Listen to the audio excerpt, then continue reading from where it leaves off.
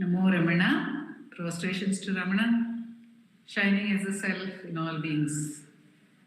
By the immense grace of the Self manifest as Ramana, we commence today's Satsang with a prayer by Srimati Sapna Ganesh, followed by the chanting of Muktaka trayam by Nandakumarji.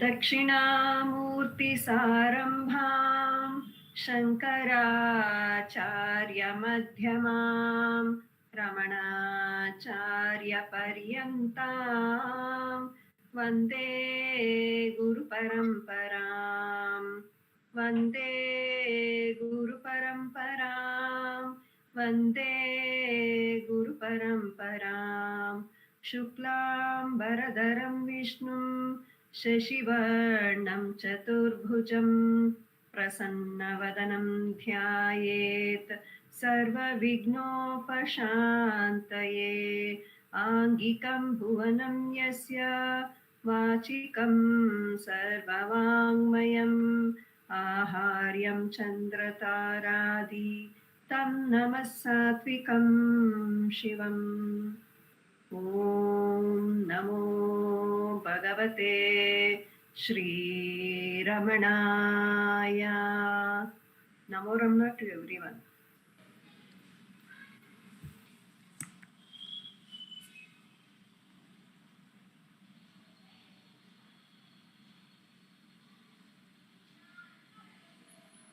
Ekam aksharam Hridi nirantaram bhasate swayam likyate katham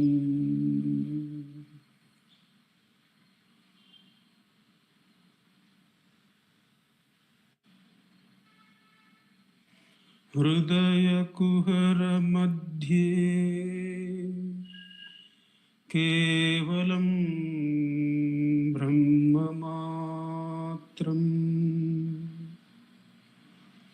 yaham aham iti sakshat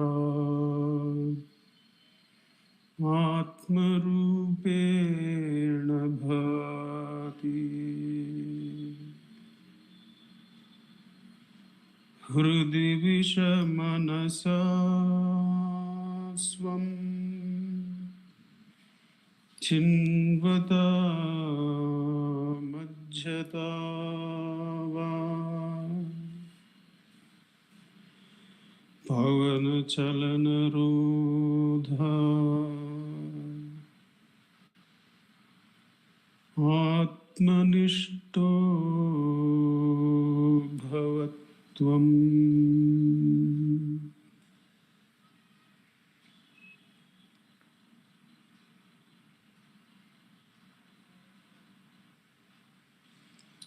Deham mrinmayavat jadatmakam aham buddhirnatasyastyatho Naham tat bhava shukti samay siddhatma sadbhataha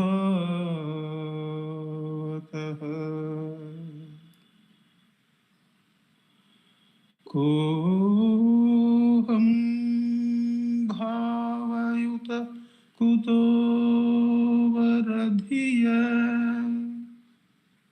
Drishtatmanishtatmana Soham spurtitaya Arunachala Shivaha Purno Vibhati Swayam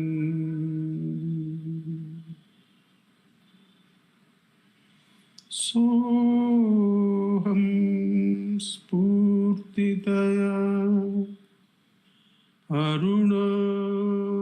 अरुणाचलशिवः पूर्णो विभाति स्वयं. नमो रमण. Namo Ramana.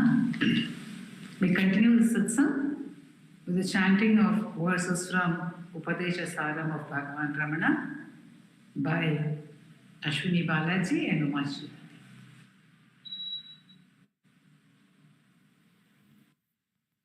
Namo Ramana. Vayurodhana kriyate mana jana pakshiva droda sadhanam चित्रवायवा चित्क्रियायुताः शाकयोर्द्वयी शक्तिमूलका लयविनाशने उभयरोधने लयगतं पुनर्भवति नोमृतं प्राणबन्धनात् लीनमानसम् एकचिन्तनात् नाशमेत्यद नष्टमानसो कृत्यमस्ति किं स्वस्तितिं यत दृष्ट्यवारितं चित्तमात्मना चित्वदर्शनं तत्त्वदर्शनं मानसं तु किं मार्गणे कृते नैव मानसं मार्ग आर्जवात् वृत्तयस्त्वहं वृत्तिमाश्रिताः वृत्तयो मनो अहमयं कुतो भवति चिन्मत ऐपतत्यहं निजविचारणम् अहमिनाशभाज्यहमहन्तय स्फुरति हृत्स्वयं परमपूर्णस. नमो रमण.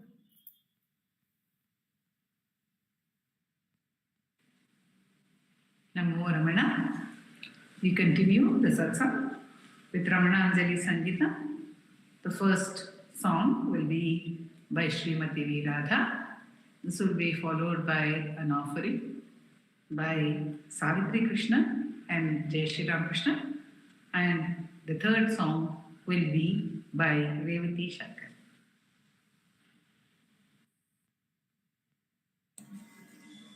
Namo Ramana to all.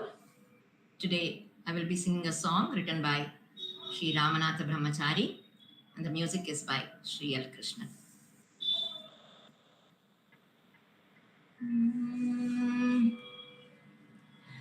அருளே உருவாயமரும் ரமணன் இருளே துமிலாபதமீந்தனனே அருளே உருவாயமரும் ரமணன் இருளே துமிலாபதமீந்தனனே ரமணன் ரமணன் அருளே ரமணன் ரமணன் ரமணன் அருளே ரமணன் ஐயன் ரமணன் அருள் தந்ததனால் பொய்யாவினை போன வகை அறியேன் உய்யும் வழியன் உளமுற்றதனால் மெய்யன்பினை வந்து விழுங்கியதே அருளே உருவாய் அமரும் ரமணன் இருளேதுமிலா பதமீந்தனனே ரமணன் ரமணன் அருளே ரமணன் ரமணன் ரமணன் அருளே ரமணன் அருணாபுரி வாழருள் வேதியனாம் கருணாமுகிலோன் கவலை களைவோன் மரணாதிய மயக்கம் மற்றருளும் தருணாருண ஞானதயா பரனே அருளே உருவாய் அமரும் ரமணன் இருளேதுமிலா பதமீந்தனனே ரமணன் ரமணன் அருளே ரமணன் ரமணன் ரமணன் அருளே ரமணன் சிந்தாமணியாகிய चिन्मयने मन्दाकिनि मैन्द महाशयने कंदा करुणालय देशिकने எந்தாப்பமகற்றியருள்குகனே அருளே உருவாயமரும் ரமணன் இருளே துமிலாபதமீந்தனனே ரமணன் ரமணன் அருளே ரமணன் ரமணன் ரமணன் அருளே ரமணன் சரணாகதியாயடையும் தமியேன் மரணாதிமயக்கமறுத்தருள்வாய் கருணாநிதியாகிய வேங்கடமா அருணாச்சலமாயமர் ஜோதியனே அருளே உருவாயமரும் ரமணன் இருளே துமிலாபதமீந்தனனே அருளே உருவாயமரும் ரமணன் இருளே துமிலாபதமீந்தனனே ரமணன் ரமணன் அருளே ரமணன் ரமணன் ரமணன் அருளே ரமணன் ரமணன் ரமணன் அருளே ரமணன் ரமணன் ரமணன் அருளே ரமணன். நமோ ரமண. पक्षपातरहितं रमणम् अनुस्मरामः पक्षपातरहितं रमणम् अनुस्मरामः पक्षपातरहितं रमणम् अनुस्मरामः पक्षपातरहितं रमणम् अनुस्मरामः वेदशीर्ष जय सारसङ्ग्रहम् पञ्चरत्नम् अरुणाचलस्य यः वेदशीर्ष जय सारसङ्ग्रहम् पञ्चरत्नम् अरुणाचलस्य यः गुप्तमल्पमपि सर्वतोमुखं सूत्रभूतम् अतनोदिमं गुरुं गुप्तमल्पमपि सर्वतोमुखं सूत्रभूतम् अतनोदिमं गुरुं पक्षपातरहितं रमण अनुस्मरामः पक्षपातरहितं रमणम् अनुस्मरामः देववाचि सुतरामशिक्षितं काव्यगन्धरहितं च यद्यपि देववाचि सुतरामशिक्षितं काव्यगन्धरहितं च यद्यपि ग्रन्थकर्मणि तथापि संस्फुर भाषितानोचर भावसञ्चयम् ग्रन्थकर्मणि तथापि संस्फुर भाषितानोचर भावसञ्चयम् पक्षपातरहितं रमणम् अनुस्मरामः पक्षपातरहितं रमणम् अनुस्मरामः पक्षपातरहितं रमणम् अनुस्मरामः पक्षपातरहितं रमणम् अनुस्मरामः अनुस्मरामः अनुस्मरामः. ओम नमो भगवते श्री रमणाय.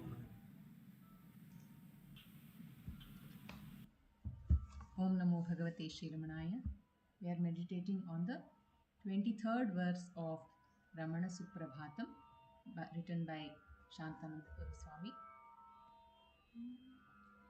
किं वारुणाचल विभूति कृता च कान्तिः किं वाद्रिनाथरमणस्य तडित्प्रभैव कोऽयं प्रकाश इति वेत्तुमशक्तधीर्मे श्रीशोणशैलभगवंस्तव सुप्रभात किं वारुणाचलविभूतिकृता च कान्तिः किं वाद्रिनाथरमणस्य तडित्प्रभैव कोऽयं प्रकाश इति वेत्तुमशक्तधीर्मे श्रीशोणशैलभगवंस्तव सुप्रभातम्. Good morning, O Bhagavan of Arunachala. My mind is not capable of deciding what kind of light this is. Is it the effulgence of glorious Arunachala or the scintillating lightning-like splendor of Ramana, Lord of this hill? The limited mind can never get the limitless truth at any point of time. It is like the sweetest honey cannot be compared with the sweetness of the self. He is the truth, the presence, consciousness bliss, pouring the gracious rain of compassion. Ramana, the sweet one, who are you? You are the truth. I present you a song written by Shuddhananda Bharati, music by H.K. Narayana, Kannada translation by R.N. Jayagopal. ಸತ್ಯವೋ ನಿತ್ಯ ಸದಾನಂದ ರಮಣ ಮುಕ್ತಿಗೆ ಮಾರ್ಗ ನೀನೇ ಮುಕ್ತಿಗೆ ಮಾರ್ಗ ನೀನೇ ಸತ್ಯವೋ ನಿತ್ಯ ಸದಾನಂದ ರಮಣ ಮುಕ್ತಿಗೆ ಮಾರ್ಗ ನೀನೇ ಮುಕ್ತಿಗೆ ಮಾರ್ಗ ನೀನೇ ಸತ್ಯವೋ ನಿತ್ಯ ಸದಾನಂದ ಮೂರ್ತಿನಿ ನಿನಗೆಂದು ಸಾಟಿ ನೀನೇ ಸತ್ಯವೋ ನಿತ್ಯ ಸದಾನಂದ ಮೂರ್ತಿನಿ ನಿನಗೆಂದು ಸಾಟಿ ನೀನೇ ಶಕ್ತಿ ಮಳೆ ಕರೆದಿರುವ ಮಂದ ಮಾರುತವೇ ಕರುಣೆಯ ಹೊಳೆಯು ನೀನೇ ಕರುಣೆಯ ಹೊಳೆಯು ನೀನೇ ಸತ್ಯವೋ ನಿತ್ಯ ಸದಾನಂದ ರಮಣ ಮುಕ್ತಿಗೆ ಮಾರ್ಗ ನೀನೇ ಮುಕ್ತಿಗೆ ಮಾರ್ಗ ನೀನೇ ಬುದ್ಧಿಗೆ ಸಿಲುಕದ ಉತ್ತಮ ರಹಸ್ಯವೇ ಪ್ರೇಮಾಮೃತ ಶರಧಿಯೇ ಬುದ್ಧಿಗೆ ಸಿಲುಕದ ಉತ್ತಮ ರಹಸ್ಯವೇ ಪ್ರೇಮಾಮೃತ ಶರಧಿಯೇ ಬೋಧಿಸಿದ ಮೌನದ ಮಂತ್ರದ ಮಹಿಮೆಯೇ ಮಾತಿನಲ್ಲಿ ತಿಳಿಸಲಹುದೇ ಮಾತಿನಲ್ಲಿ ತಿಳಿಸಲಹುದೇ ಸತ್ಯವೂ ನಿತ್ಯ ಸದಾನಂದ ರಮಣ ಮುಕ್ತಿಗೆ ಮಾರ್ಗ ನೀನೇ ಮುಕ್ತಿಗೆ ಮಾರ್ಗ ನೀನೇ ಸವಿಜೇನ ಸಿಹಿಯೆಲ್ಲ ಸೇರಿದರು ಸಮವಿರದ ಆನಂದದುನ್ಮಾದವೇ ಸವಿಜೇನ ಸಿಹಿಯೆಲ್ಲ ಸೇರಿದರು ಸಮವಿರದ ಆನಂದದುನ್ಮಾದವೇ ಚಿಂತನೆಯು ತಂದಂತ ಶಿವಜ್ಞಾನ ಮುಕ್ತಿಯನ್ ಓಲಾಡೋ ಭವ್ಯ ನಿಧಿಯೇ ಓಲಾಡೋ ಭವ್ಯ ನಿಧಿಯೇ ಸತ್ಯವೋ ನಿತ್ಯ Sadananda Ramana ಮುಕ್ತಿಗೆ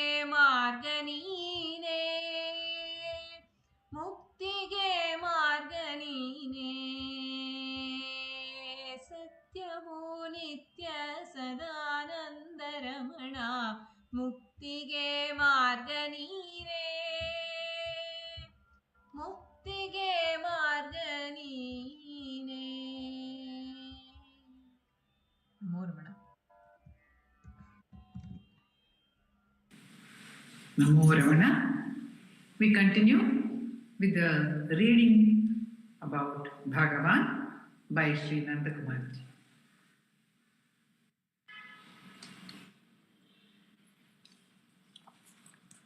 Namo Ramana. In this, the book reading segment of our satsang, we continue our readings from Forever is in the Now, the timeless message of Sri Ramana Maharshi, edited and compiled by our founder president, Sri A.R. Natarajanji. We are now going to the next article from Dr. Sarada's article on Ramana, the Enigma, to an article from Professor K. Swaminathan entitled The Greatest Teacher the World Has Seen. Professor Swaminathan is introduced in this way: author of a biography on Ramana Maharshi, and has translated Muruganar's Guruvachaka Kovai into English. The Garland of Guru Sayings was chief editor of the collected works of Mahatma Gandhi, editor-in-chief of the Mountain Path for some years. We go into the reading of the article, The Greatest Teacher the World Has Seen, by Professor K. Swaminathan sir. Ernst Lehers, the German scientist-philosopher, in his book Man and Matter, cites again and again the simple wisdom of the child in Hans Christian Andersen's tale of the Emperor's New Clothes. This tale is known to most of us, that some weavers come and cleverly sell to the emperor no clothes by telling that the clothes that they weave can be seen only by intelligent people and fools cannot see those clothes. So finally no clothes are given to the king and money is taken. And when the king wears those no clothes and goes out in procession, everybody, not wanting to be called a fool because announcement has been made, they all admire the dress of the king, whereas a child in the procession, according to Andersen, exclaims, "Oh, the king is without robes." That tale has much more precedence in many of the earlier fairy tales. Ernst Lehers, the German scientist-philosopher, in his book Man and Matter, cites again and again the simple wisdom of the child in Hans Christian Andersen's tale of the Emperor's New Clothes. The child sees the naked truth hidden from his sophisticated seniors. Stories of Buddha, Jesus, and Saint Francis appeal straight to the children and childlike minds, and their interest spreads even to grown-ups who are too busy getting and spending to notice the sun and the stars. Saints and sages who are the most normal people we know and who prefigure the evolutionary possibilities of the race fill us with deep joy, for they are faithful photographs of our own inmost selves and patterns of the future outward perfection of all mankind. No wonder Sri Ramana, clad in his kaupina, the loincloth, had the air and authority of a solar emperor, and his name still has the news value of a cinema star's. While at school at Madurai, young Venkataraman read the Periya Puranam, a verse account of 63 Tamil Saivite saints. Thereafter, he often went to the great temple at Madurai and prayed to Shiva to add him too to his line of devotees. At 16, like Markandeya, he conquered mortality by meditating on the death of the body and thus realized the immortal self. Then he was drawn to Tiruvannamalai, where he stayed for 54 years, shedding the light of his benign influence on all alike. When Kavyakanta Ganapati Muni, the great Sanskrit scholar, was living with Maharishi early in 1908, something like a meteor appeared at dawn, touched the Maharishi's forehead, retreated, and came again and touched him 6 times. Again on the night of April 14, 1950, as Maharishi cast off his body, a bright meteor shooting over the ashram was seen by all and sundry all over South India. In the Golden Jubilee Souvenir, published in 1946 to celebrate the 50th anniversary of the Maharishi's arrival at Arunachala, and in the 2 books of Self-Realization and Mahayoga, which describe his life and teachings, we get a wealth of views and impressions whose variety reflects the differences of the several writers and the freedom of approach which the sage not only permitted but welcomed in his devotees and disciples. Swami Siddheshwarananda, M. Oliver Lacombe, Professor S. Radha Krishnan, and Dr. C.G. Jung, among others, bring out authoritatively the traditional aspect of Maharishi's achievement and show how he represents the culmination of the Advaitic thought. The detailed description of the Jivan Mukta as found in the Upanishads, the Gita, Vivekachudamani, and other religious classics was fully borne out by the experience and behavior of Sri Ramana. His apt and telling expositions of Advaita Vedanta brought its truth home to the simplest folk. To a question on the relation between Karma Yoga and Nishkama Karma, he gave an answer in the manner of a Zen master. Without uttering a word, he walked up the hill, picked up a stick, and fashioned it into a walking stick. He gave it to a passerby. Then he said, the making of the walking stick is Karma Yoga. The gift of it is Nishkama. The sage did not make it or take it for himself. Similarly, the making and eating of applams served as an allegory and a sacrament. Allegory, of course, is a tale which has deeper meanings. The Appalam song has very deep meanings. And sacrament is an offering that connects the humans with the spirit. And Appalam song definitely is a sacrament. Apart from his spoken, acted, and written teachings, the simple human friendliness of Bhagavan showed the utter saulabhya, the easy accessibility of the ultimate truth when it graciously chooses to embody itself in human form. Bhagavan was not merely a yogi or a teacher or a saint. He was a seer, a being comprehending and transcending all these lower categories, and he succeeded in being a friend of everyone, sinner or saint, prince or peasant, old or young, learned or ignorant, man or woman, cow, dog, monkey, or peacock. Many years ago, J.C. Moloney, ICS, noted how his hound preferred the hermit's, Bhagavan's, company to his own. Hundreds of quite ordinary human visitors to the ashram were treated like intimate friends by Maharishi, who took the most sympathetic interest in all their personal affairs. The train they came by, the food they ate, the marriages and deaths, the appointments and promotions that occurred in their families. No one felt he was unimportant or unwanted. Women and Harijans, outcasts, were no less welcome than learned Brahmins to his charmed circle. If the good teacher is a friend who joins you where you are and leads you up to that point, to the mountain top of the truth, then Maharishi is the greatest teacher the world has seen. I'll read that again. He is giving the reason for his title. If the good teacher is a friend who joins you where you are and leads you up that point, from that point to the mountaintop of truth, then Maharishi is the greatest teacher the world has seen, because he refused to stretch us. He refused to stretch us on the Procrustean bed of creed or conduct.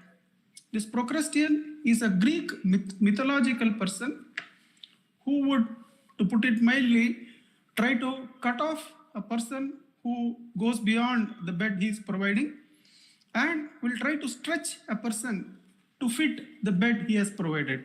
So Bhagavan was not like that, says the professor.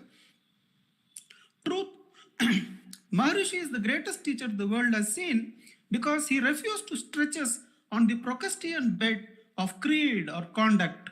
He did not merely concede as a matter of formal politeness, but convinced everyone of his devotees and disciples that there are as many distinct ways of reaching the goal as there are unique human individuals. The professor is saying Bhagavan accepted that each person could be a path to the truth. I'll read that part again. He did not merely concede this as a matter of formal politeness, no, but convinced everyone of his devotees and disciples that there are as many distinct ways of reaching the goal as there are unique human individuals.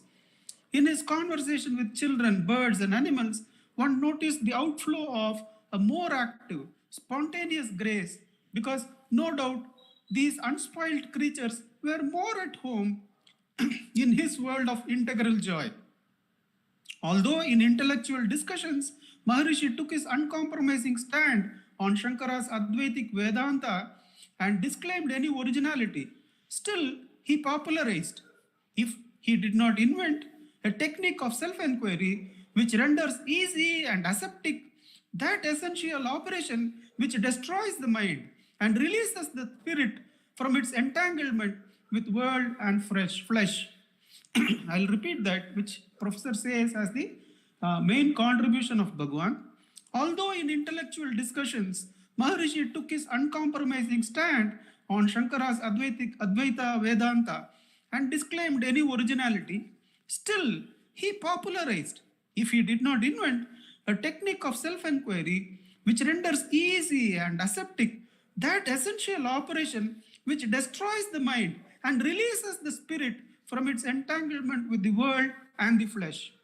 All questions that trouble the seeker are reducible and should be reduced to the one question, who am I?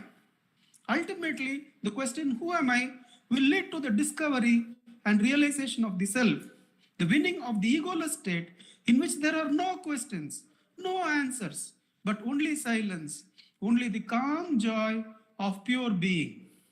Bhagavan has no creed of his own because he is egoless. What we can learn from him is the application of religion of the strictly scientific temper and the method of tentative, disinterested inquiry. All beliefs are to be held only tentatively, never bigotedly, because all beliefs will one day be consumed in the fire of experience of the self. By the steady, disinterested, impersonal use of the question, who am I, the devotee of the seer slowly develops into his disciple. The guru without is slowly merged in the guru within. The knot of the mind, ego sense, which binds the real self to the world and the body, is worn out or cut off, and the joyous peace of pure being is attained. The primary ignorance consists in the identification of ourself with the body. This can and should be got rid of by the tentative acceptance and systematic practice of Bhagavan's method of enquiry. And the result may be seen for oneself by any honest experimenter. All earlier systems of meditation and spiritual practices are superseded and transcended by this final, all-comprehensive and all-powerful technique of Sri Ramana. Self-reliance, Bhagavan is quoted here by the writer. Self-reliance, as commonly understood, is ego-reliance and it worsens bondage. Reliance on God alone is true self-reliance because He, God, is the self. All the free will that we need and ought to enjoy can be exercised in the process of experiment and enquiry, in the infinite variety of applications of the question, who am I? This single question gives us the exposure to all free will, says the writer. Sri Ramana's simple message is, the best way for one to serve the world is to win the egoless state. The best way for one to serve the world is to win the egoless state. If you are anxious to help the world, but think you cannot do so by attaining the egoless state, then surrender to God all the world's problems along with your own. So the two parts of Bhagavan are delineated. Then comes the last paragraph. Not only when the moon shines brightly and the nightingales divinely sing, not only in the hushed presence of a mighty seer, but all the time and everywhere, we should know the feeling that the unplumbed, salty, estranging sea of samsara is a mere surface phenomenon, and that we, mortal millions, are not so many separate floating islands, but parts of a single continent, all rooted in the solid and self-sustaining ground of being. This, the great English teacher, professor, has taken from a poem. In that poem, the contents are somewhat like this, that the poet actually is worried that we are all individuals like islands, and the whole creation is like a huge ocean separating us. And once in a way, when the nightingale sings or the moon shines brightly, we all have this cry, oh, we are not separate beings, we are indeed all one.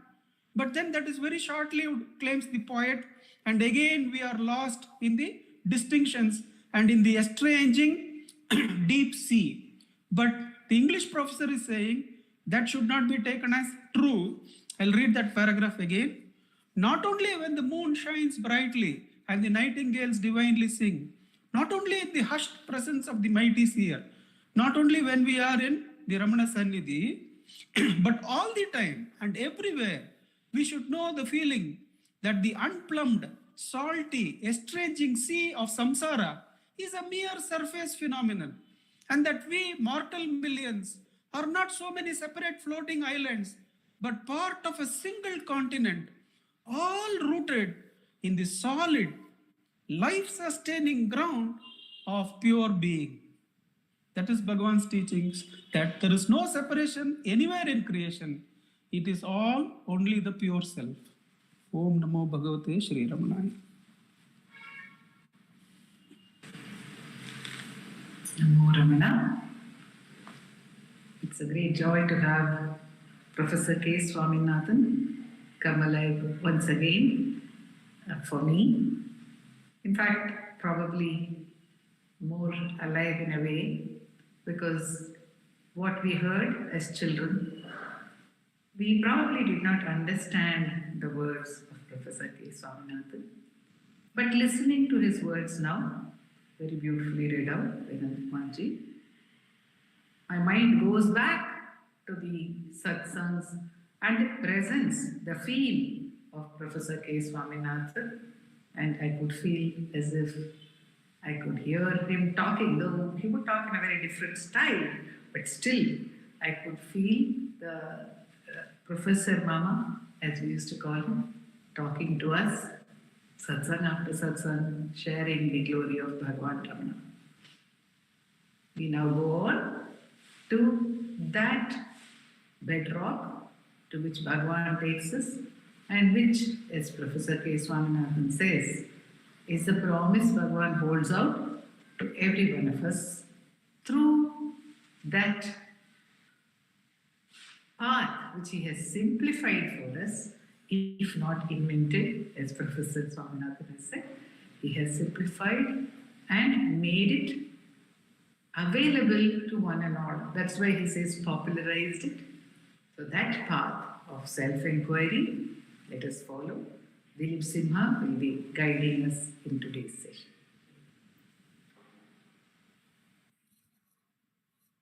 Namo Ramana.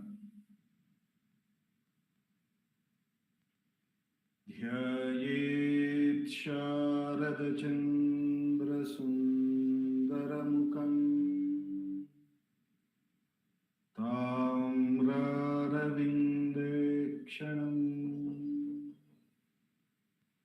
Bhaktabhishtavarabhayapradakaram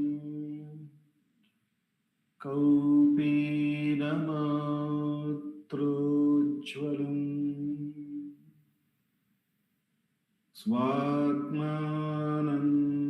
रसानुभूतिविवशम्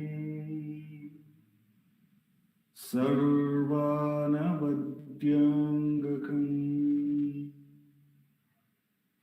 श्रीमन्तं श्रीरमणेश्वरं गुरुवरं योगासनाध्यासितं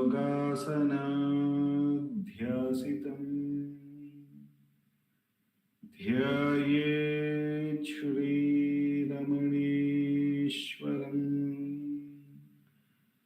ध्यायेत् श्रीरमणेश्वरम् ध्यायेत् श्रीरमणेश्वरम्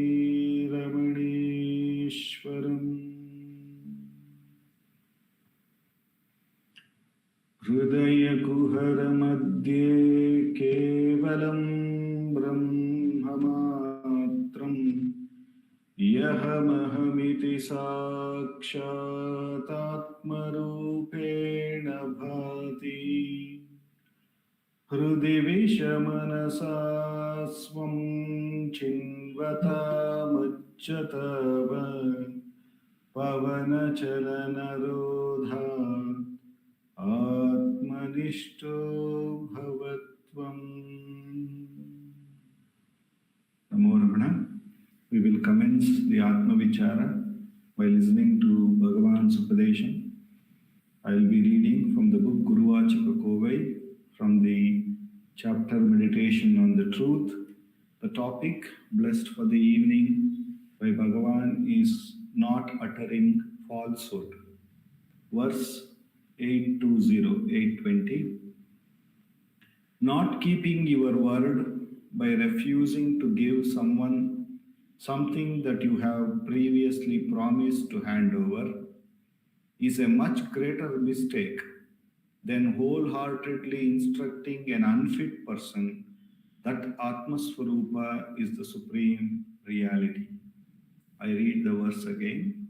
Not keeping your word by refusing to give someone something that you have previously promised to hand over is a much greater mistake than wholeheartedly instructing an unfit person that Atmasvarupa is the supreme reality. Bhagavan, through this verse, is bringing to our attention that if we made a promise to someone about something, it is not that we have made a promise to a body, to a mind, to an individual. We have promised to the Supreme Self in that person.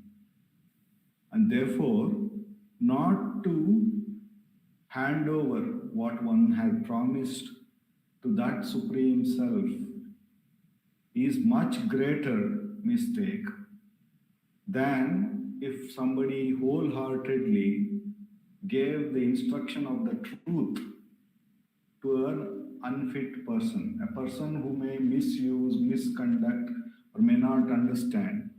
Whatever way we can look at that unfit person, the definition as.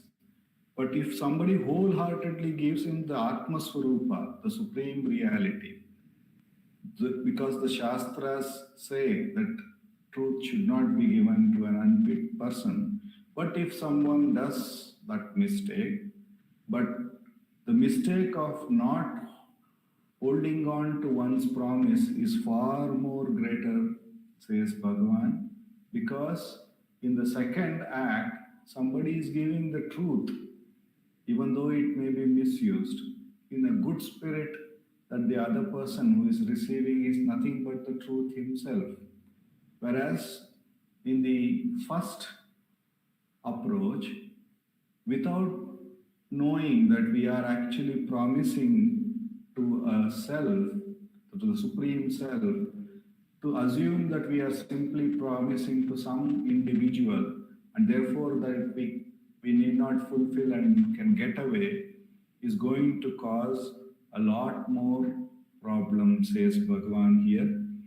Therefore, it becomes important for us, through this, Bhagavan is saying that there is only one self, as Nandakumarji said, though there may be many islands, but it is actually not many islands, it is one being that is there.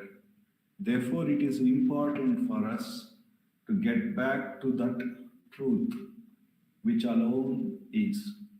And for that, the only way is to transcend these differences.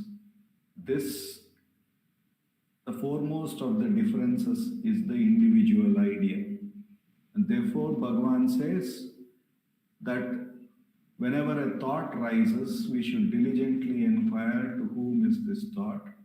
Thereupon it becomes very clear, this thought is for me. That is the first division, I as an individual. And Bhagavan then asks to further question, who am I? In a way to look at the source of that I thought. In a way to really inquire what we refer to as I. And when we do so, that one truth, that one self alone is found to be there. And we see that all these divisions, all the superimposition of the divisions is what making us go bewildered time and again. So with repeated practice, Bhagavan says that the mind will gain enough strength to abide at the source. The immense grace of Bhagavan with which we have come to this most direct path of Atma Vichara. For the next 10 minutes, let us do Atma Vichara.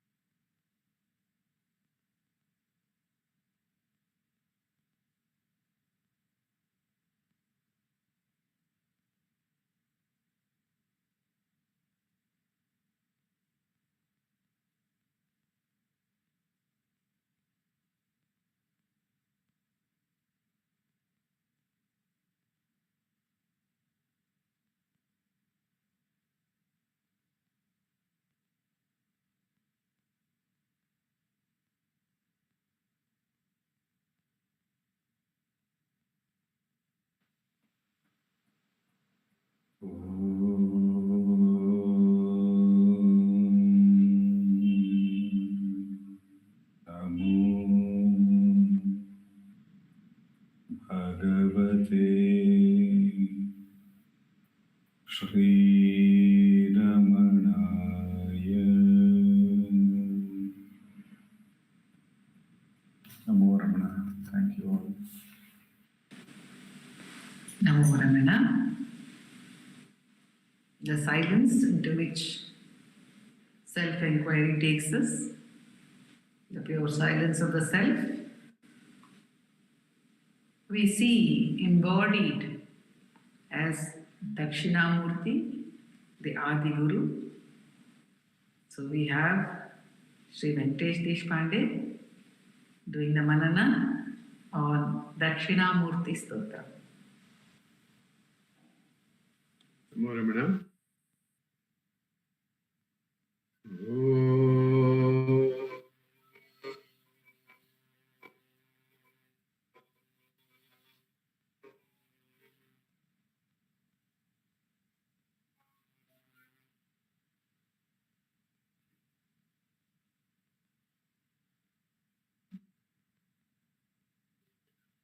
Om Sahana Bhavatu Sahano Bhunaktu Sahaviram Karvavahe Tejasvinavadhitamastu Ma Vidvishavahe.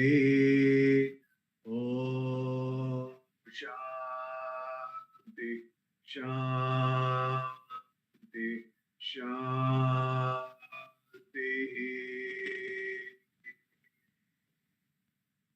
Gurur Brahma, Gurur Vishnu, Gurur Devo Maheshwara, Gurur Sakshat Parabrahma, Tasmai Shri Gurave Namaha.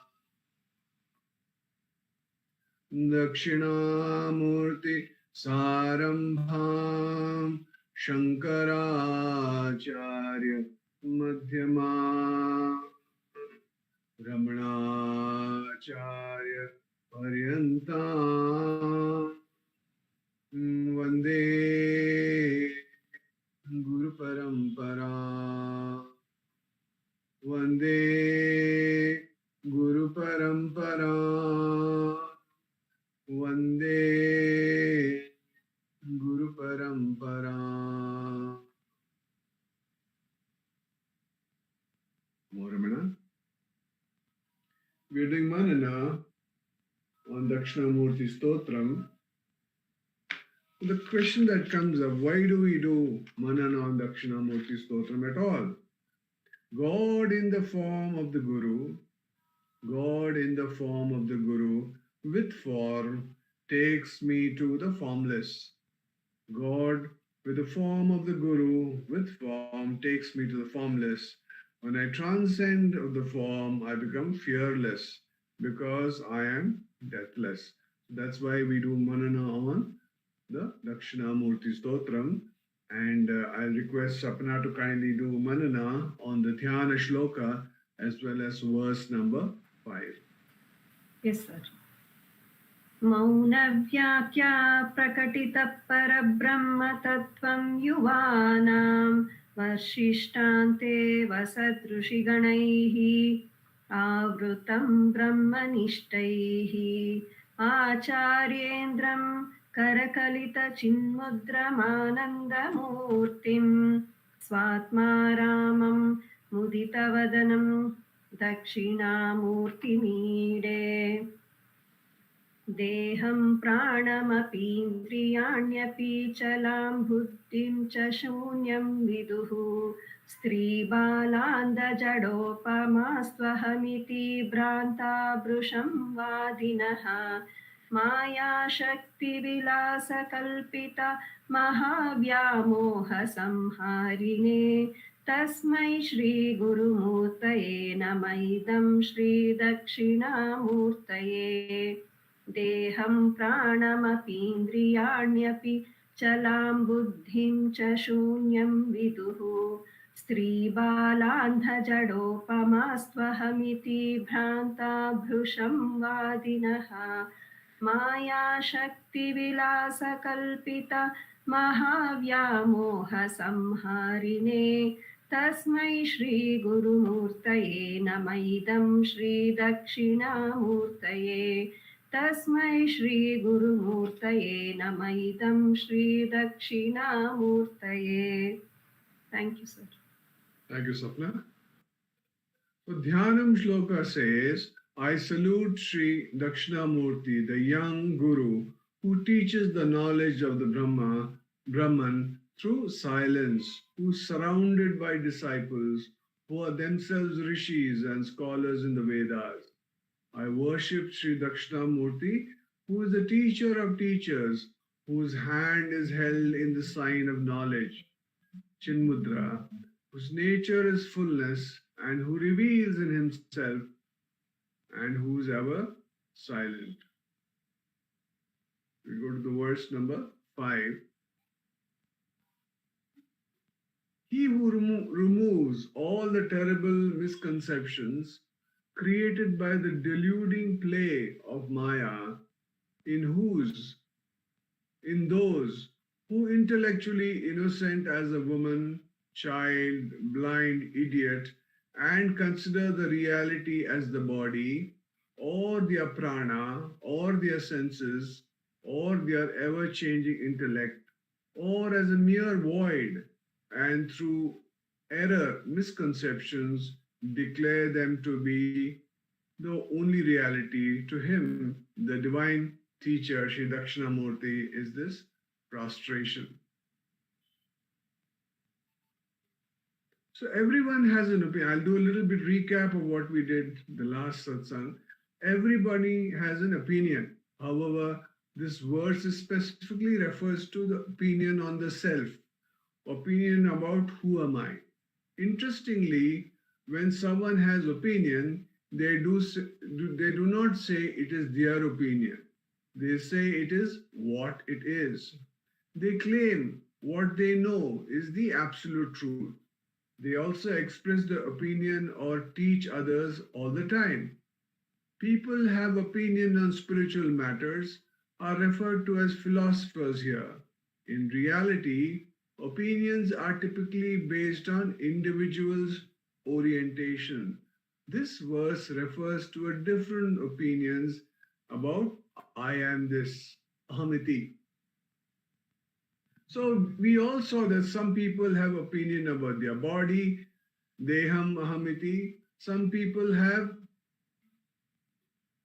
opinion that I am the life force, which is pranam ahamiti.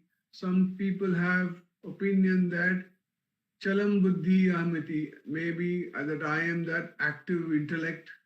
Others say I am the non-existence, shunyam ahamiti. On the surface, it sounds ridiculous to say that I am non-existence. However, people who say that are not ridiculous. They are sophisticated philosophers.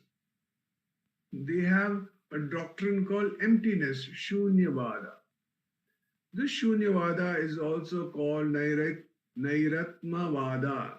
These different types of philosophers mentioned above express the opinion all the time. The reason being their marketing about their opinion is that they are deluded, they are confused. Not surprisingly, their opinions are based on their own personal experience. It is based on their own perspective, and almost invariably, it is not the full truth. You can have the opinion about politics, about economics, about anything, and your opinion probably expresses some truth. Your opinion probably does not express the whole truth. Every opinion would probably have its limitations. According to Sri Shankara, all such people have opinions or doctrines are confused. Vedas are the means of knowledge. Pramanam. They represent the complete truth. The truth is not expressed by opinions of deluded people. Sri Shankara describes type of confused people have all these different opinions. So The world is full of such deluded people. So almost everyone will tell you that this body is me, or life force is me, or senses are me. These are common perspectives. As a Vedantin, you live in a world of non-Vedantin. You live surrounded by people who don't share Vedantic perspective. Their conclusions are very different from yours. Their influence can cause confusion. So we need help to remove these wrong conclusions. We find that in the last part of this verse. This is another single long compound. Samasa, Sri Dakshinamurti removes the great complete delusion, external ignorance. The wrong conclusions are particularly problematic because it gets projected on the mind. That causes thoughts to get jumbled. Literally means play. Vilasita means that which is played with or disturbed or upside down. This great confusion gets projected into our lives. It causes complete jumble. The impact of the jumble is so strong that we wrongly conclude this body is real, Satchidananda Atman is not. It is a wrong conclusion that Satchidananda Atman is not real but a concept. Such conclusion is based on complete ignorance. The reality is completely opposite.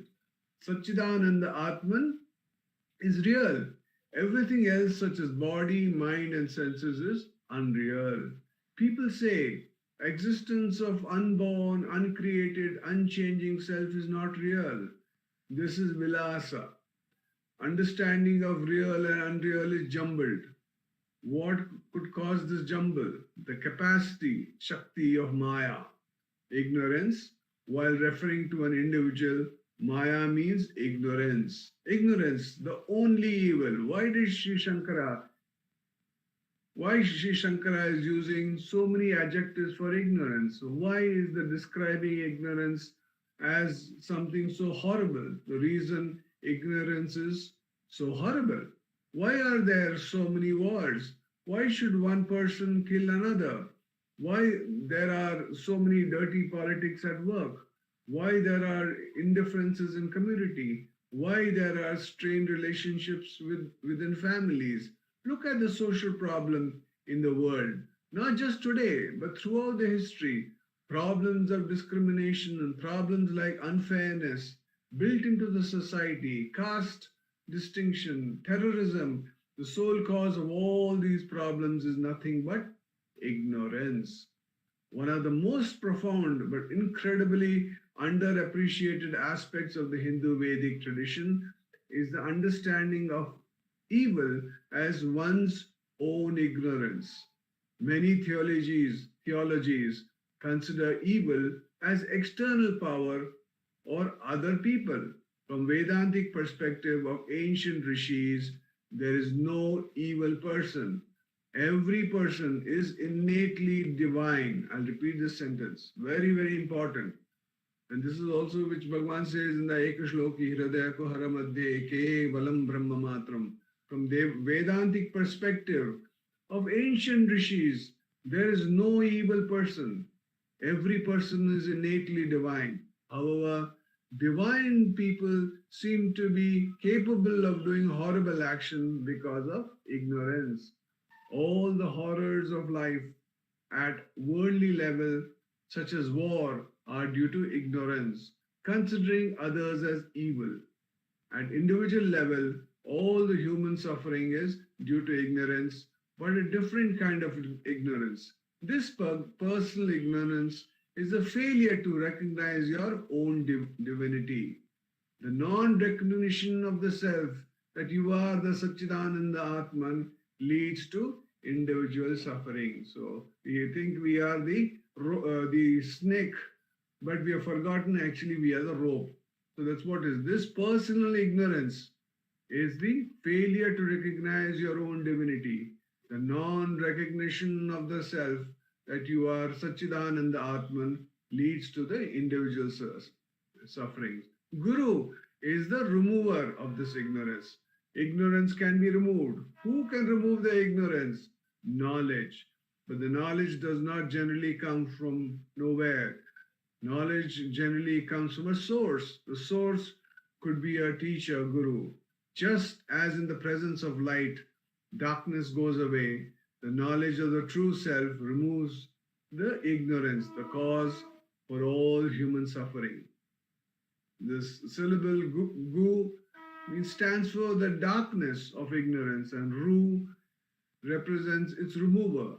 A guru is so called because he removes the ignorance. So that is why in Hindu tradition, all the teachers, whether spiritual or academic, are revered. Every teacher is empowered to remove the ignorance. In more simple sense, it is with the help of the teachers that we come up in life. The quality of our lives is determined largely by our education. Therefore, in Hindu tradition, there is tremendous respect given to the teachers. Any vidya is good. Any vidya is good. Knowledge is good. But if you are able to give self-knowledge to a person, that is the greatest contribution. This is exactly what the Vedanta says. Tasmai Shri Gurumurtaye Namaidam Shri Dakshinamurtaye. This salutation is unto that who removes the ignorance, who is in the form of my Guru, Shri Gurumurtaye, as well as in the form of Shri Dakshinamurti. Om Namo Bhagavate Shri Ramanaya. Namo Ramana. Namo Ramana. The Guru appears in the form of Dakshinamurti, as we have seen, and same Shiva as Shiva himself has given Upadesa to Mother Parvati. This is recorded in the Agamas as Devi Kalotaram, Jnana Vichara Padala, and we will be having Dr. Kalarani Rengaswamy's Mananam on this text. Om Namo Bhagavate Shri Ramanaya. Arunachalamena agame ninaipavar agathai veraruppai Arunachala. Namo Ramana to all. With the abundance grace of Bhagavan, we are meditating on Devi Kalotra Jnana Vichara Padalam, very graciously given to us by Bhagavan in Tamil. And in the last satsang we saw, when one wants to extinguish the fire that is burning in a fireplace or a homagundam, he is not supposed to put more firewood in it. He has to remove the firewood from that place. When they are taken out, then without any effort, the fire can be put off. It will be calm. Likewise, when the mind is to abide in the self, the Vishaya Jnana, the thought about the world, the illusion, must be taken out from the mind. Then the mind will automatically merge at its original place, Atma. When there is no attachment towards worldly objects, there will be nothing that can be taken into the mind. Actually, there is nothing to be think over also, because everything is happening according to Ishwar Chittam. ஆட்டு வித்தால் யார் ஒருவர் ஆடாதாரே, அடக்கு வித்தால் யார் ஒருவர் அடங்காதாரே, ஊட்டு வித்தால் யார் ஒருவர் உண்ணாதாரே, உறங்கு வித்தால் யார் ஒருவர் உறங்காதாரே. Beautifully it is said. I'll tell you an example, because once there was a poor farmer plowing his land. He heard a cry of a boy at a distance. So he immediately rushed to the direction from where the sound of the cry came. He found he was going to be drowned in a muddy ditch. Somehow or the other, he saved him. The next day, a big car, a very costly car, came and stood in front of his house, and a wealthy person climbed down from that car and introduced himself to be the father of that boy whom the farmer saved the previous day. he profusely thanked him and offered a huge amount of money to the farmer, but the farmer refused it. He offered a blank check. No, he said, I don't want. Then the rich man saw the farmer's son, a boy of 6, was doing his homework sitting at the side. He immediately said, okay, you need not accept money. I will take care of your son's education. Is that okay? Farmer said, okay. Let him study what all he wants to study. Actually, the rich man was Lord Randolph Henry Churchill, father of Sir Winston Churchill, who became British Prime Minister. The farmer's son studied very well and he discovered penicillin. He was actually the Alexander Fleming. Once, Winston Churchill fell ill very seriously and Alexander Fleming penicillin only saved his life. So, Churchill was saved twice. Once when he was a boy by Alexander Fleming's father, and second time by Alexander Fleming himself. This is the play of the God. We don't know. We cannot guess what for anything is happening. God's calculation is completely different. So we need not make our mind to wander over the worldly objects or happenings. We need not think for what this is happening. Because whatever is going to happen is determined, is already determined. And there will be some reason or the other for that happening. So we need not worry about anything. So in the next stanza, Bhagavan says, Mogigai Mayaye Murchigai Swapanam ஆகிய இந்நான்கு அவஸ்தைகளும் மோகிகை மாயையே மூர்ச்சிகை ஸ்வப்பனம் ஆகிய இந்நான்கு அவஸ்தைகளும் lust, illusion, losing one's prajna are different states of the same avastha. When a person sees one object and thinks of the object, he develops a desire to get the object, putting his mind over that object and wants to get that object somewhere or the other. And that is called lust. Because of this lust, he tries too many ways to get that particular object that he wants. He even goes to the extremity of following a wrong path to get that particular object, like indulging in a bank robbery if he wants money, if he have the lust for money, or become a money lender and charge a high rate of interest to fulfill his lust. If he has a lust for promotion in the office, he makes arrangements in a wrong way to stop the promotion of his person who is above him, a senior to him, and get the promotion for himself. When the mind wanders outside, we can be telling number of examples like this. But when even after trials in different angles, as I said, even in a wrong way of trial, the wanted, desired object does not come to his hand, or when the nature of the object desired is covered by the lust for the object, is then there, that is called Maya. Because we see the object differently. We see the object differently. We don't see the true nature of that object.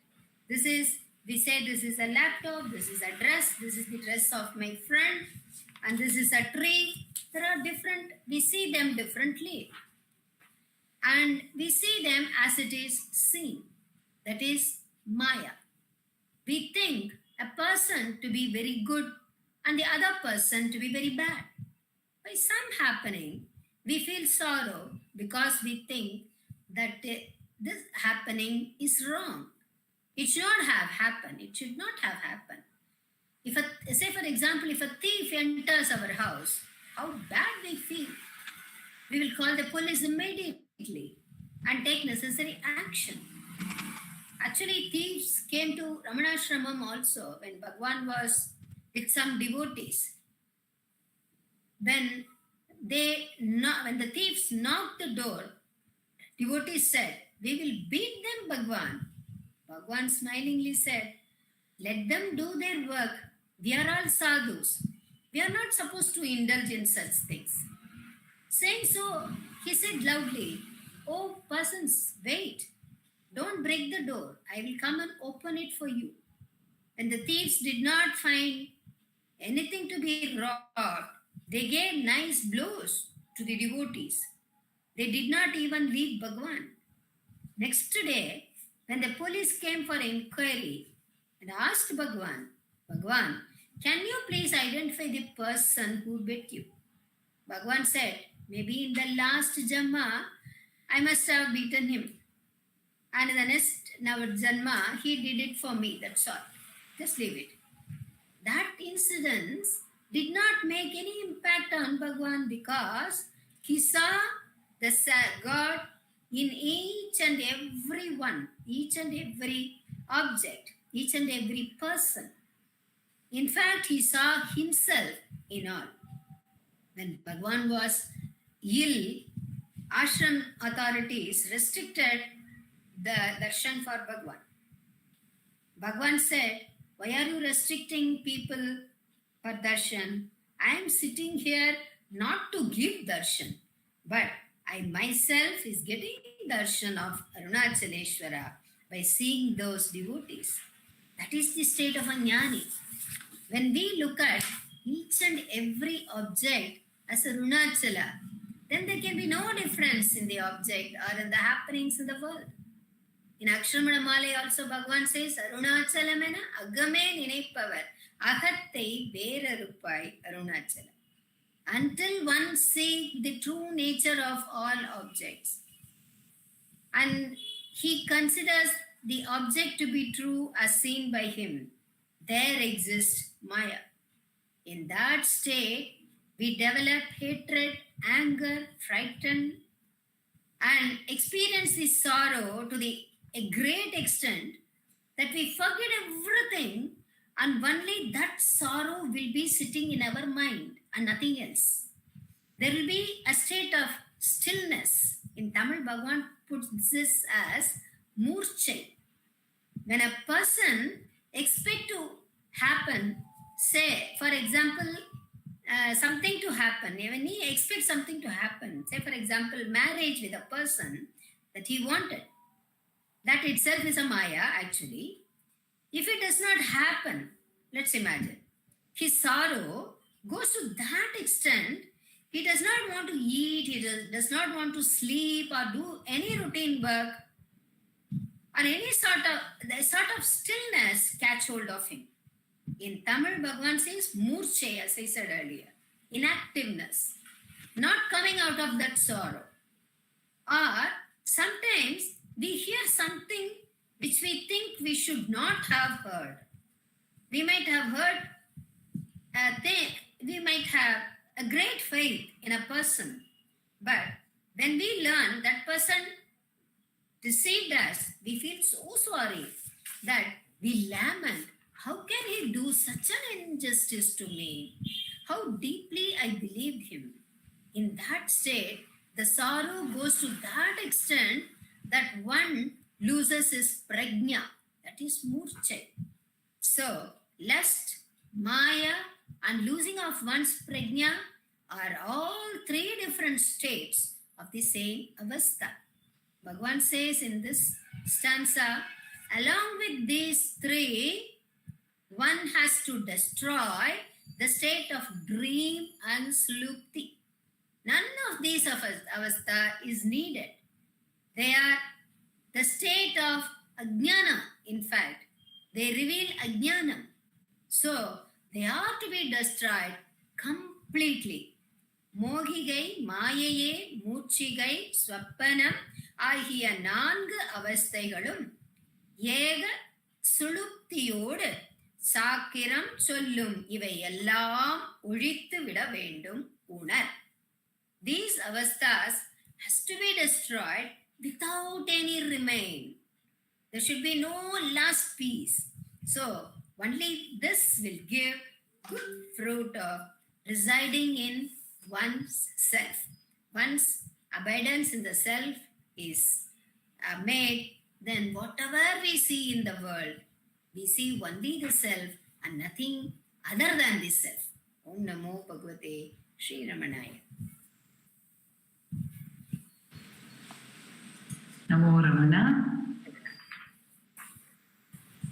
We continue the satsang with Mananam, sharing on meditations on Ganapati Muni's Ramana Chatvarimshat by Ujwal Jagadeesh.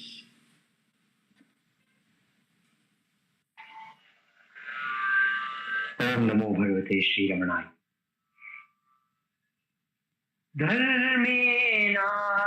धर्मेनाशमुपागते त्रिभुवने पर्याकुले पापतः प्रज्ञाने परितो गिरं पतिमुद सञ्चार्यमाणे जनैः सद्भावे परमेश्वरस्य च पितुः सन्देहडोलाङ्गते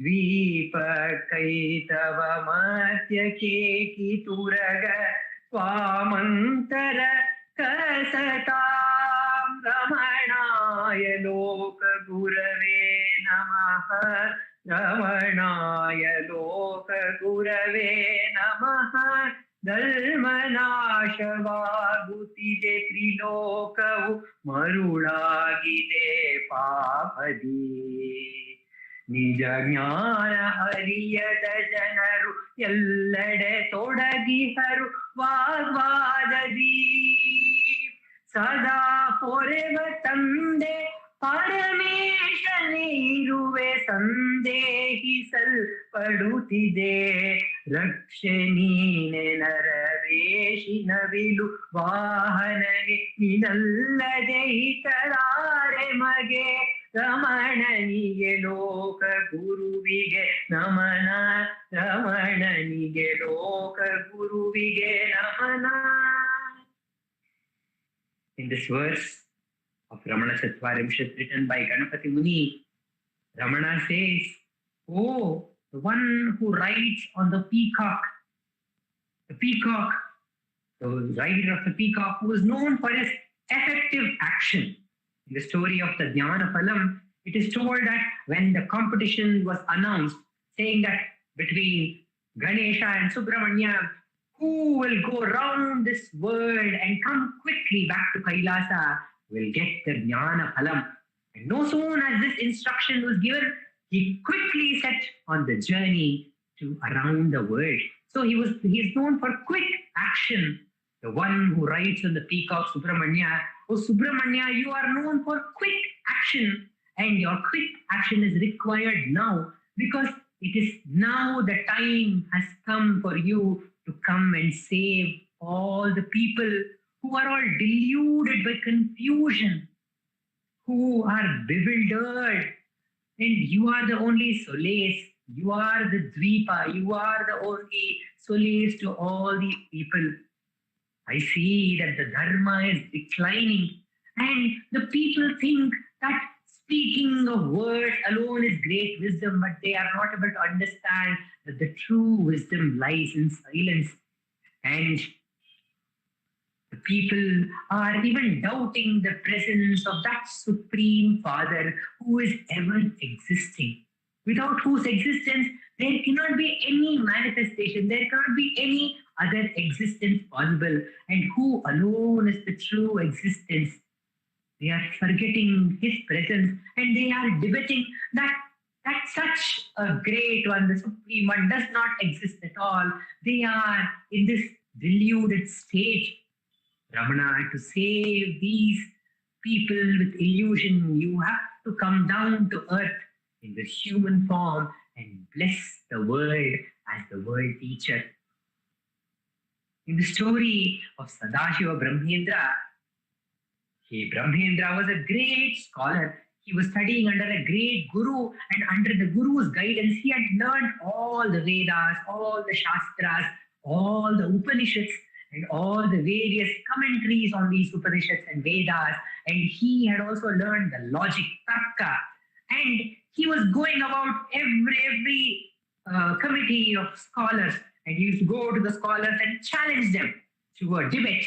And he used to always win in the debate. He used to make all other fall down in the debate. And he used to be winning everywhere. And he was so proud of himself, so proud of his learning, that he is able to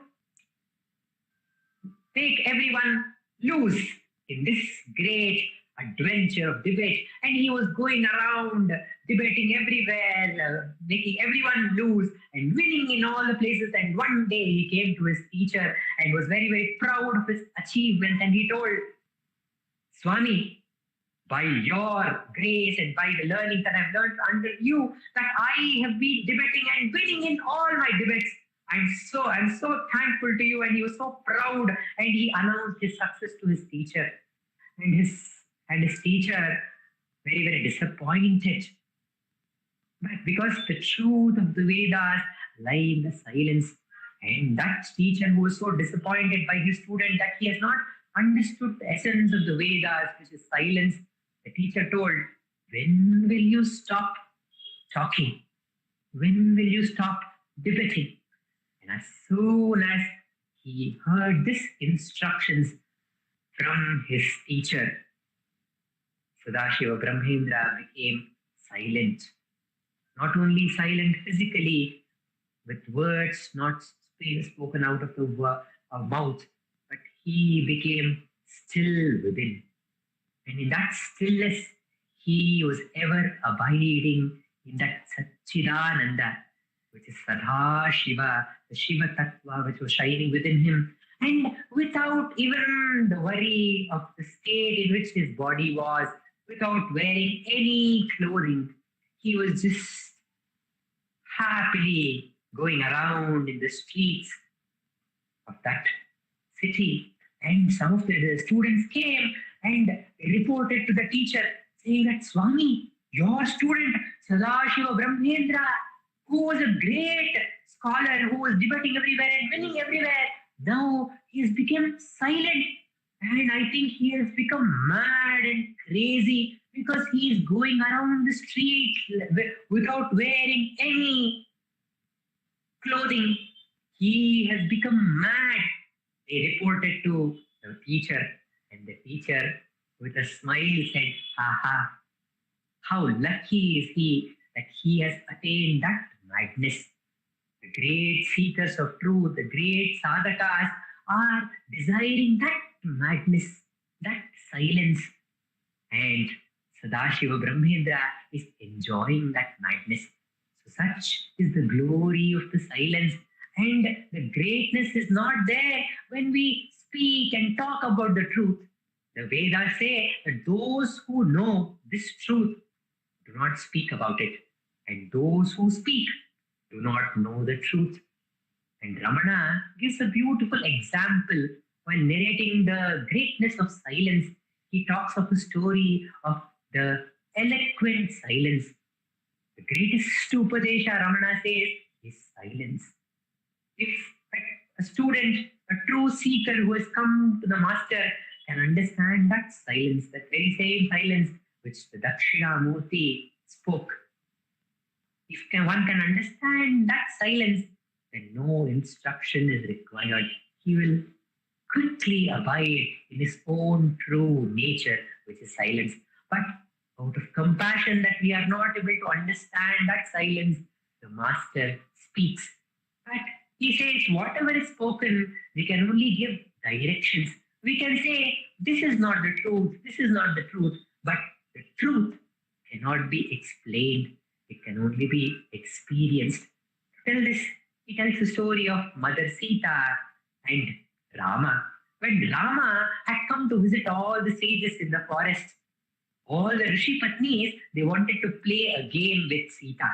So because since Rama was also in an attire of a rishi, of a sage, he was also wearing the bark dress.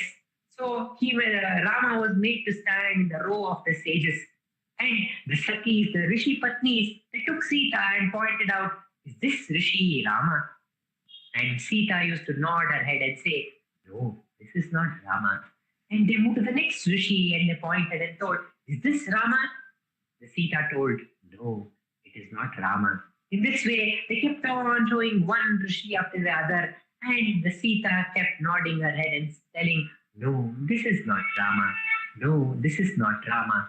No, this is not Rama. And in the end, when Rama was pointed, no words were spoken by Sita, and she bashfully put her head down.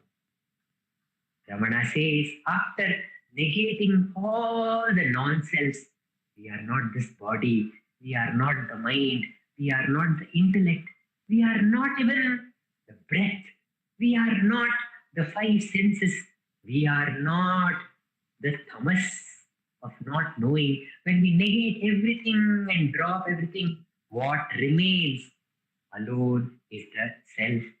That alone, that cannot be expressed through words, that can be experienced only by silence. And this is the truth which Ramana has shown to us.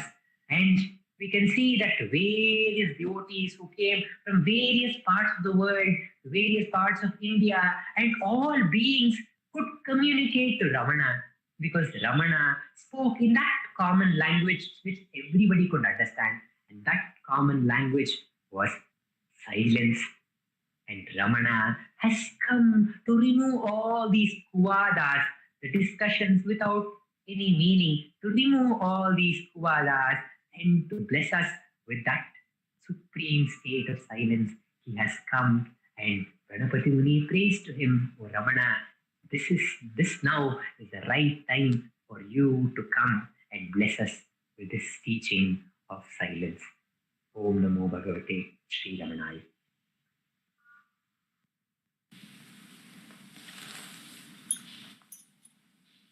Namo Ramana. By the immense grace of the Self, manifest as Ramana, we are meditating on the Ramana Ashtottara Shatanamavali composed by Vishwanatha Swami. In this part of the satsang, we are meditating on the namas of the Ashtottara. And we are on the nama Tivraya Namaha. After having meditated on the nama which shows that Bhagavan attained steady abidance in the self, Mahashakti Nipatena Prabuddhaya Namaha, Paramartha Vide Namaha. He became a knower of the self, and describing that state through a hint at what Bhagavan was as a young boy of 16, how that state completely overwhelmed him in its intensity. And actually that intensity remained with Bhagavan throughout his life. We see that throughout his earthly sojourn, until he dropped the body, every moment is filled with the intensity of self-abidance. Last time we read a few excerpts from how Bhagavan has described his condition or his state in which he was after his self-knowledge, the enlightenment, which actually happened 125 years ago. And he says, prior to that experience, I continue reading another excerpt. Prior to that experience, I had no clear perception of myself and was not consciously attracted to the self. So Bhagavan is here saying that every one of us is actually attracted to the self. In fact, he says, that's what he begins in his Who Am I? He says that everyone wants to be happy, every being wants to be happy, and in every being is also found a love for their own self. This is because the self is of the nature of happiness. But here he says, just like we are now, maybe we are not attracted so intensely to the self. The Tivra. Of course, we are all attracted to the self. Otherwise, we would not gather in a satsang. But that attraction may or may not be intense.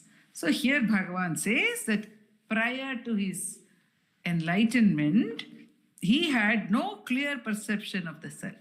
And I was not consciously attracted to the self.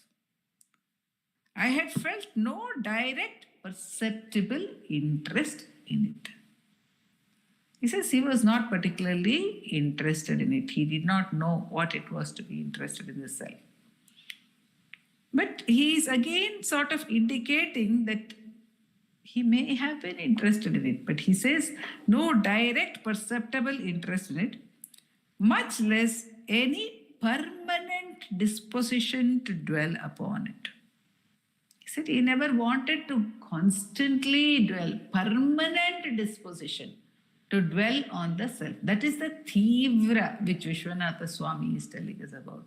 Bhagavan did not want to do anything else. That young boy of 16 wanted to be constantly abiding in that state. Though he was abiding in that state, he wanted to be doing that to the exclusion of all else. Therefore, Vishwanatha Swami is describing that state as Tivra.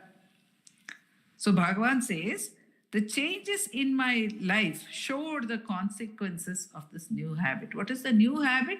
The new habit was the intense and repeated turning back, even physically, to the self. Turning to the self. He had told us in the earlier quote which we shared last week that he was charmed by that. Here he says he had a permanent disposition to dwell on it. So what happened because of that? He says, in the first place, I lost any little interest I had in my outward relations with my friends, kin, studies, etc. He says he only had little interest even before that. That's what many people say, therefore, that Bhagavan was not interested in academics. But we saw in the earlier quote that he says, I was just reading, I was not paying attention to my studies and I did not understand the content. So he has indicated that earlier to that, he was paying attention to the studies, though he may not have been particularly interested in them. But here in this statement, he says that he did not even have any earlier interest in friends or kin, etc. because I lost any little interest I had.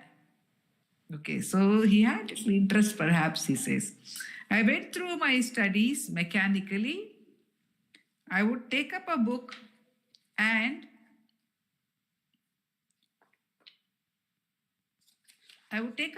keep the page open before me to satisfy my elders that I was reading. Of course, Bhagavan had tricked his elders earlier for the sport. We saw during the meditation on the Nama, Srimad Dwadashanta Mahastale Labdha Vidyodayaya Namaha.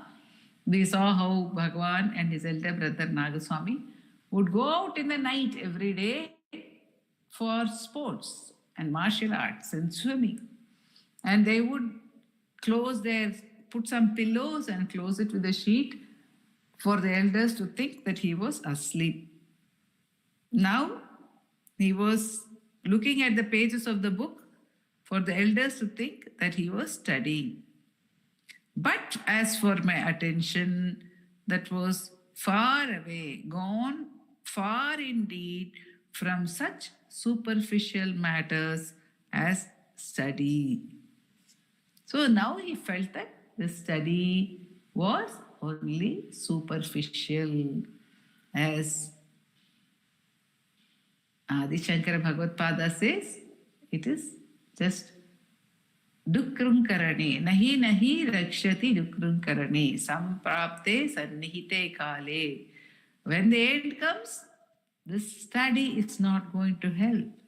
When a critical point in one's life, the most critical point of death comes, the study is not going to help. This Bhagavan knew as a boy of 16 because he had been tivra in his enquiry into the self itself. He had been very intense. The intense state in which he was afterwards had already started with his enquiry into the self, which had been absolutely intense. He had said about that experience that the shock of the fear of death, it was so shocking, it was so intense, drove my mind inwards. So his mind was driven inward intensely, and that intense inquiry continued into intense awareness of the self, and that grabbed his attention intensely. Then he says, but of course he was different. In my dealings with relatives, friends, etc., I developed humility, meekness, and indifference. Okay. Then he says, sometimes I would sit alone by myself, especially in a posture suitable for meditation, close my eyes and lose myself in the all-absorbing concentration on myself, on the spirit, current or force, avesham, which constituted myself. I would continue so despite the constant jeers of my elder brother, who would mock me, etc., he says. So, while on the one hand, the awakening gave me a continuous idea or feeling that myself was a current or force in which I was perpetually absorbed, whatever I did. On the other hand, the possession, being possessed by that avesham, led me frequently to the temple. And he says, I would go almost every evening. I would go alone and stand before Shiva or Meenakshi or Nataraja or the 63 saints for long periods. I would feel waves of emotion overcoming me. The former hold on the body, alambana on the body, the hold. He says the spirit had held the body, I am the body. Now it has left that. Had been given up by my spirit, since it ceased to cherish the idea that I am the body. The spirit therefore longed to have a fresh hold, and hence the frequent visits to the temple and the overflow of the soul in profuse tears. This was God's play with the individual spirit, says Bhagavan, describing that intense experience. I would stand before Ishvara, the controller of the universe and the destinies of all, the omniscient and omnipresent, and pray for the descent of His grace upon me, so that my devotion might increase and become perpetual like that of the 63 saints. That innocence of that young boy who had this intense experience, and the most intense experience which he had had before that was the reading of the Periya Puranam. Just before that, he had read the Periya Puranam and he had felt the intensity, the tivratva of the devotion of all the 63 saints towards Shiva. So this intense experience which he was undergoing, he could only relate it very naturally to that intense experience. And he felt that since there was this avesham, this possession, and he did not even know what this intensity was about, he had no definition for it. So he almost naturally, the mind connected it very naturally to the intense experience of the 63 saints of the devotion, and he prayed for a similar devotion, says Bhagavan. Mostly, I would not pray at all, but let the deep within flow on and into the deep without. Tears would mark this overflow of the soul and would not betoken any particular feeling of pleasure or pain.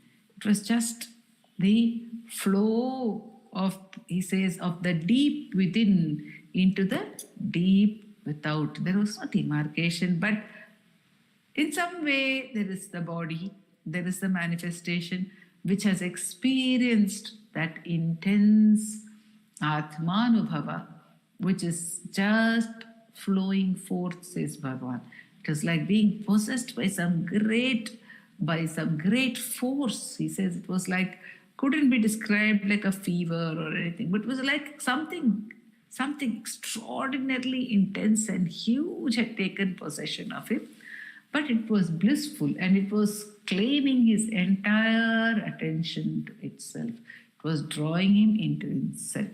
So that is when Bhagavan describes it, we see the nature of the self, which must be so beautiful, so blissful, that it had completely absorbed him, completely took him over.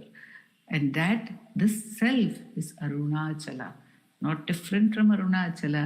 At that point, he did not know, as he would say to us, describe to us in Arunachala Ashtakam. That knowledge came later, when he was drawn to Arunachala. Arunachala later, Bhagavan says, had given me his own state and then pulled me to himself. Om Namo Bhagavan, Om Namo Bhagavate Sri Ramanaya. We continue with the chanting of verses from Arunachala Aksharamanamalai by Srimati Radha and Vallabh.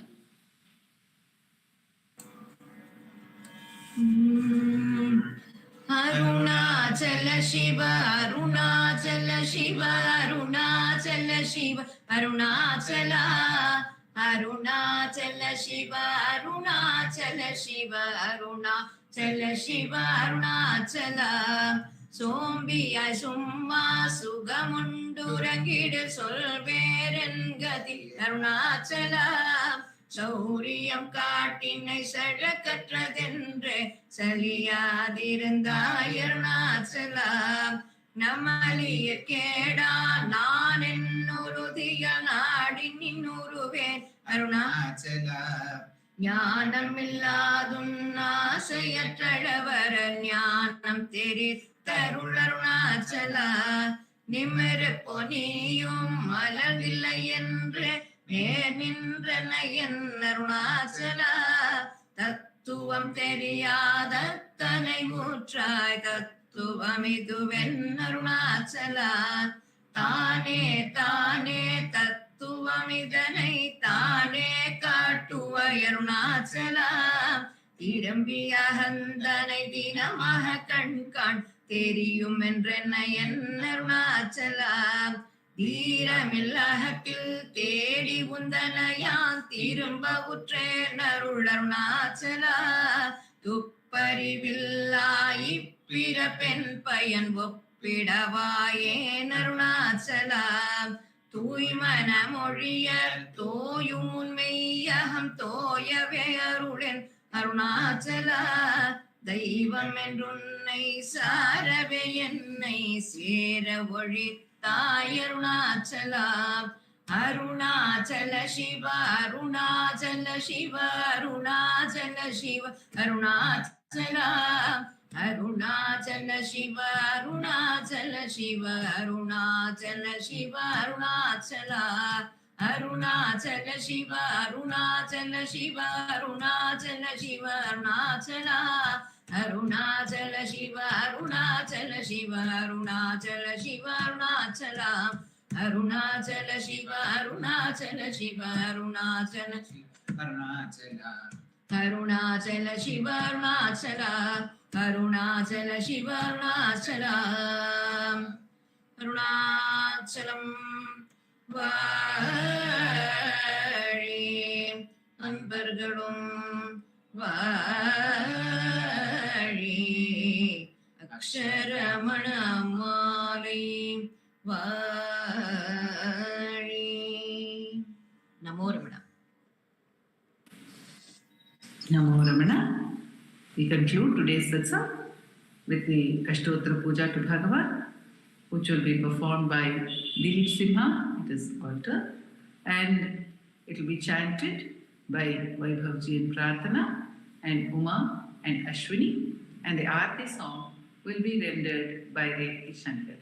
Before I conclude, I would like to invite all the devotees to participate along with us in the Shivratri celebrations, which are forthcoming this week. On the 1st of March, we have an all-night Shivratri celebration at Ramananjali Shrine near Makery Circle in Bengaluru. Those who are at Bengaluru can join us at any part of the night, beginning from 6:30, the pre-Shivaratri, the evening Ashtottara Puja, and then we'll have the cultural programs and the 4 jump pujas at 9, 12, 3 a.m. and on 2nd March at 6 a.m. through the whole night. This will also feature on our YouTube channel, as well as, of course, those who can be physically present with us at any part of the celebrations throughout the night are most welcome. All the devotees are welcome to join us. Now we have the Ashtottara Puja to Bhagavan. Om Namo Bhagavate Shri Ramana.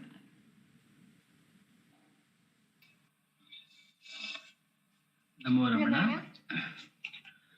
Bhardwaj Vishwanath विरचितं श्रीरमणाष्टोत्तर शतनामावलिः अपार सच्चेत् सुखवारिराशे यस्योर्विमात्रं भुवनं समस्तं गुहाहितं तं रमणं गभीरं चिन्ताविहीनं हृदि चिन्तयामि ॐ महासेन महंसेन जाताय नमः ॐ श्रीरमणाय नमः ॐ गुरवे नमः ॐ अखण्ड संविदाकाराय नमः ॐ महौजसे नमः ॐ कारणोद्भवाय नमः ॐ जगद्धितावताराय नमः ॐ श्रीभूमिनाथस्थलोस्थिताय नमः ॐ पराशरकुलोत्तंसाय नमः ॐ सुन्दरार्यतपःफलाय नमः ॐ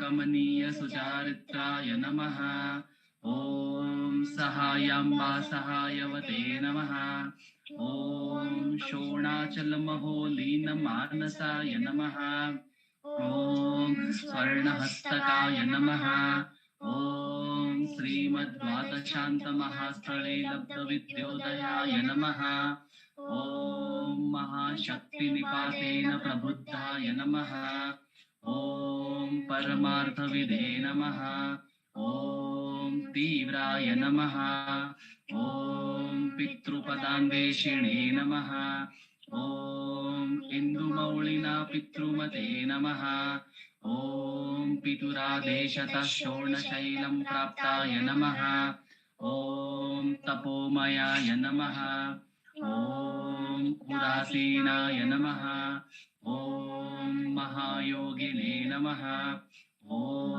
महोत्साहाय नमः ॐ कुशाग्रधिये नमः ॐ शान्तसङ्कल्पसंभ्रमाय नमः ॐ सुसन्दशे नमः ॐ सवित्रे नमः ॐ स्थिराय नमः ॐ तपक्षपितसर्वाङ्गाय नमः ॐ फुल्लाम्बुजविलोचनाय नमः ॐ चन्द्रिकासिंहासश्रीमण्डिताननमण्डलाय नमः ॐ चूतवाट्यां समासीनाय नमः ॐ चूर्णिताखिलविभ्रमाय नमः ॐ वेदवेदान्ततत्त्वज्ञाय नमः ॐ चिन्मुद्रिणे नमः ॐ त्रिगुणात्मिकाय नमः ॐ विरूपाक्षगुहावासाय नमः ॐ विराजतचलाकृतये नमः ॐ उद्दीप्तनयनाय नमः ॐ पूर्णाय नमः ॐ रचिताचलताण्डवाय नमः ॐ गम्भीराय नमः ॐ परमाचार्याय नमः ॐ सुप्रसन्नाय नमः ॐ अभयप्रदाय नमः ॐ दक्षिणास्य निभाय नमः ॐ धीराय नमः ॐ दक्षिणाभिमुखाय नमः ॐ स्वराजे नमः ॐ महर्षये नमः ॐ भगवते नमः ॐ ईड्याय नमः ॐ भूमविद्याविशारदाय नमः ॐ विमलाय नमः ॐ दर्शिने नमः ॐ आप्ताय नमः ॐ ऋजुमार्गप्रदर्शकाय नमः ॐ समदृशे नमः ॐ सत्यदृशे नमः ॐ सत्याय नमः ॐ प्रशान्ताय नमः ॐ अमितविक्रमाय नमः ॐ सुकुमाराय नमः ॐ सदानन्दाय नमः ॐ मृदुभाषिणे नमः ॐ दयार्णवाय नमः ॐ श्रीशोणाचलरुद्भूतस्कन्दाश्रमनिकेतनाय नमः ॐ सद्दर्शनोपदेष्ट्रे नमः ॐ सद्भक्तवृन्दपरिवृताय नमः ॐ गणेशमुनिभृङ्गेन सेविताङ्घ्रिस्तरोरुहाय नमः ॐ गीतोपदेशसारादिग्रन्थसञ्चिन्न संशयाय नमः ॐ वर्णाश्रममतातीताय नमः ॐ रसज्ञाय नमः ॐ सौम्याय नमः ॐ आत्मवते नमः ॐ सर्वामनिमतस्थानाम् आराध्याय नमः ॐ सर्वसद्गुणिने नमः ॐ आत्मारामाय नमः ॐ महाभागाय नमः ॐ मातृमुक्तिविधायकाय नमः ॐ विनताय नमः ॐ विनुताय नमः ॐ विप्राय नमः ॐ मुनीन्द्राय नमः ॐ पावकोज्ज्वलाय नमः ॐ दर्शनादगसंहारिणे नमः ॐ मौलेरस्वात्मबोधकाय नमः ॐ रुच्चान्तिकरसान्निध्याय नमः ॐ स्मरणाद्बन्धमोचकाय नमः ॐ अन्तस्तिमिरचण्डांशवे नमः ॐ संसारार्णवतारकाय नमः ॐ शोणाद्रीशस्तुतिद्रष्टे नमः ॐ हार्दविद्याप्रकाशकाय नमः ॐ अविच्युतनिजप्रज्ञाय नमः ॐ नैसर्गिकमहातपसे नमः ॐ कमण्डलुधराय नमः ॐ शुभ्रकौपीनवसनाय नमः ॐ गुहाय नमः ॐ दण्डपाणये नमः ॐ कृपापूर्णाय नमः ॐ भवरोगविषग्वराय नमः ॐ स्कन्दाय नमः ॐ देवतमाय नमः ॐ अमर्त्याय नमः ॐ सेनान्ये नमः ॐ पुरुषोत्तमाय नमः। ॐ श्रीरमण भगवते नमः। श्रीरमणाष्टोत्तरशतनामपूजां समर्पयामि। यस्थाणोररुणाचलस्य पदयोः स्मृत्या जनिं प्राप्यत दिव्यानुग्रहसुप्रवाहविवशस्तादात्म्यभावं गतः निष्ठस्वगभीरनित्यतपसा लोकान् पुनास्येकराट् तस्मै श्रीरमणाय ते नम इदं लोकोत्तरज्योतिषे।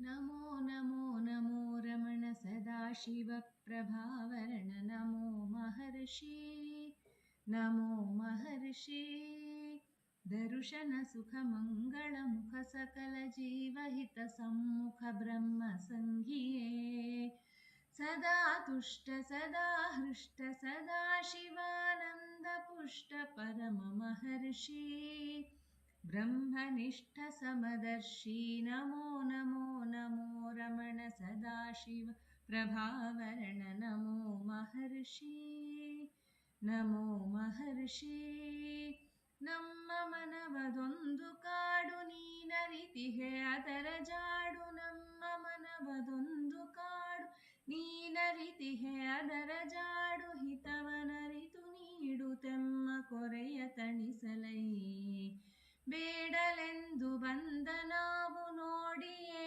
ತಣಿವೆವಯ್ಯ ಮೋಡಿಗಾರನೇ ಹಿತವ ನುಡಿದು ಪೊರೆ ನಮ್ಮನು ಬ್ರಹ್ಮ ಸಂಘಿಯೇ ನಮೋ ನಮೋ ನಮೋ ರಮಣ ಸದಾಶಿವ ಪ್ರಭಾವರಣ ನಮೋ ಮಹರ್ಷಿ ನಮೋ ಮಹರ್ಷಿ ನಮೋ ನಮೋ ನಮೋ ರಮಣ ಸದಾಶಿವ ಪ್ರಭಾವರಣ ನಮೋ ಮಹರ್ಷಿ ನಮೋ ಮಹರ್ಷಿ